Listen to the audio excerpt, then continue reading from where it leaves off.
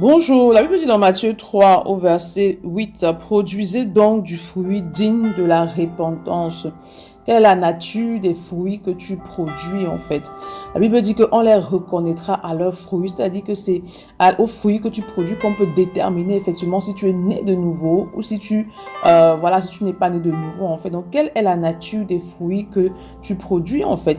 Et pour pouvoir produire des fruits, il est important que tu meurs en fait à toi-même en fait, que le vieil homme soit détruit, que tu sois dépouillé de tout ce qui découle du vieil homme en fait.